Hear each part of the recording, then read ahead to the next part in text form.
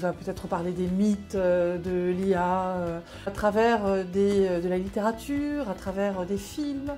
Bon, il se trouve que la science-fiction a précédé la science, c'est souvent le cas, et là c'est étonnamment vrai. Ceux qui voudraient pousser notre cerveau pour augmenter ses capacités cognitives sont complètement fous. Autant pour l'homme, la femme malade, blessée ou handicapée, il est utile d'utiliser ces technologies, mais je refuserais que l'homme sain et la femme saine puissent être poussés. Quant à l'immortalité, quelle absurdité! La nature est faite de cycles permanents, nous mutons et c'est comme ça que nous évoluons. On raconte aujourd'hui que nous allons être capables d'anticiper les maladies et soigner beaucoup mieux. Pour l'instant, les résultats ne sont pas au rendez-vous. On se rend compte de plus en plus de l'importance de l'épigénétique, c'est-à-dire de tout un tas de facteurs environnementaux.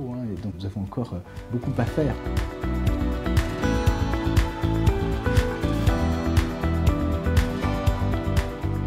Il ne faut pas avoir peur des innovations. Il faut simplement laisser la science chercher, puis trouver, et après ça, regarder ce que l'on fait des dérivés techniques que la science nous apporte. Donc on est toujours dans la balance avantage-inconvénient de ces technologies, et ça c'est à la société demain de réfléchir. C'est absolument fondamental que l'éthique soit abordée de plein de manières différentes pour essayer vraiment de comprendre où sont les limites. Est-ce qu'il faut justement mettre dans ces machines ce qu'on appelle l'éthique by design, c'est-à-dire dans l'architecture elle-même, contraindre certaines capacités des machines. Il y a des possibilités dangereuses. On peut déboucher sur l'eugénisme.